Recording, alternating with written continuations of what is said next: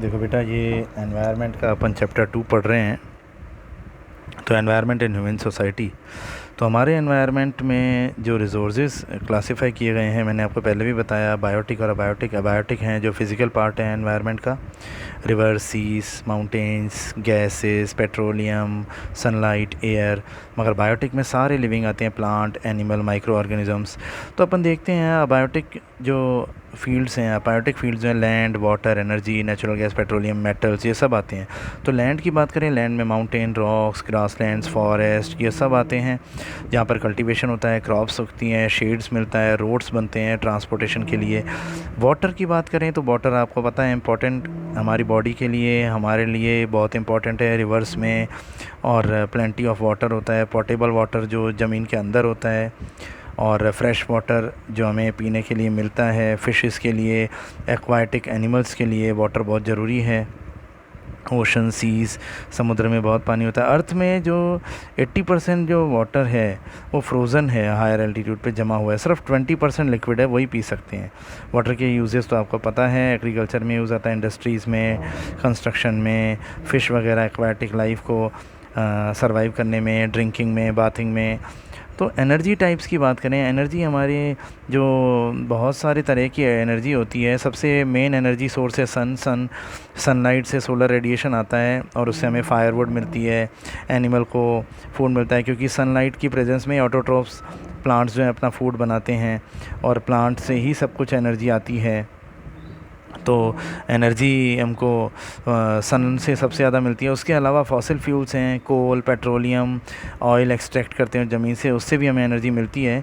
कोल जो है आपको पता है, कोयला होता है जो वेजिटेशन बहुत पहले, प्लांट जो हैं, बहुत ट्रीज़ जो हैं वो अंदर चले गए थे, ज़मीन के गड़ गए थे, बरीड हो गए थे मिलियन ईयर्स को, वो दब गए, और बहुत प्रेशर और टेम्परेचर के साथ उससे जो वेजिटेशन जो है वो कोल में कन्वर्ट हो गए प्लांट सारे। मेटल ओर्स जो मिनरल्स की बात करें, अर्थ में सबसे ज़्यादा aluminium, iron, copper, lead, zinc, ये मेटल मिलते हैं। तो हम जो यूटेंसिल्स बनाने में, एरोप्लेन्स बनाने में बहुत सारे यूज़ आते हैं। बायोटिक सोर्स की बात करें तो बैक्टीरियाज़ बहुत सारे होते हैं, बैक्टीरियाज़, फंजाई, ये बायोटिक सोर्स ही हैं, लिविंग एलिमेंट्स हैं। जो फंजाई आप जानते हो, पिज़्ज़ा बेस बनाने में, फर्मेंट करने में, फूड को, यीस्ट वगैरह काम में आती हैं, ब्रेड वगैरह बनाने में। ठीक है। तो प्लांट्स की बात करें, प्लांट्स जब से प्लांट ऑक्सीजन देना है, फोटोसिंथेसिस में प्लांट ऑक्सीजन बाहर निकालते हैं, तो उसी से प्लांट की इंपॉर्टेंस बहुत बढ़ जाती है। प्लांट वैसे भी हमारे बहुत अच्छा फूड है हमारी बॉडी के लिए। दाल, पल्सेस, राइस, वीट, अनाज, गेहूँ, स्पाइसेस, ये सारे प्लांट्स ही हैं। तो नेचुरल रिसोर्सेज जो हैं धीरे धीरे एक्सप्लॉयटेशन के साथ हम यूज़ करते जा रहे हैं, तो ख़त्म होते जा रहे हैं। ग्रोइंग पॉपुलेशन बढ़ रही है।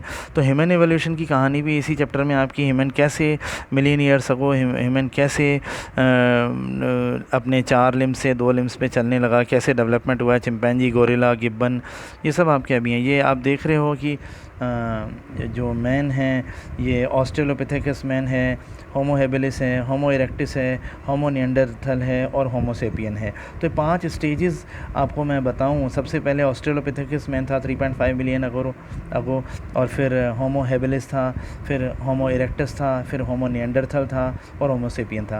ये सिर्फ आपको सुन के लिख लेने हैं, कोई ज़्यादा स्ट्रेस दे के आपको नहीं करनी है। इसमें हर किसी के फीचर्स हैं, ऑस्ट्रेलोपिथेकस क्या था, वो क्या करता था, और आपको इतना नहीं पढ़ना है, आपको सिर्फ सुनना है 2.5 बिलियन ईयर्स अगो ये था, फिर ह्यूमन इवोल्यूशन हुआ, फिर ऑस्ट्रेलोपिथेकस में डेवलपमेंट आए, फिर वो नेक्स्ट स्टेज में पहुंच गया। ठीक है, होमो इरेक्टस में पहुंच गया, होमो इरेक्टस में भी डेवलपमेंट आते गए, तो निएंडरथल में पहुंच गया, निएंडरथल में भी और डेवलपमेंट आते गए, तो लास्ट होमो सेपियन में पहुंच गया, और होमो सेपियन आज हम हैं। तो उसके अलावा अपन देखें, जो प्रिमिटिव ह्यूमन था, जो हंटर्स थे, गैदरर्स थे, वो नोमैड्स थे, वो इधर से उधर घूमते रहते थे, उनका कोई परमानेंट जगह नहीं होती थी, वो केव्स में रहते थे, रिवर बेड्स पे रह लेते थे, जैसे आसानी से फिशेस वगैरह मिल जाते हैं, वहाँ पे खाने को मिल जाता है। तो ये बातें आपको इसमें लिखनी हैं। और जो मैं आपको बताऊं इसमें लास्ट में क्या है कि लाइफ वो कैसे चलाते थे, किस तरह के फूड पर लाइफ चलाते थे। बाद में उन्होंने टूल्स बनाए।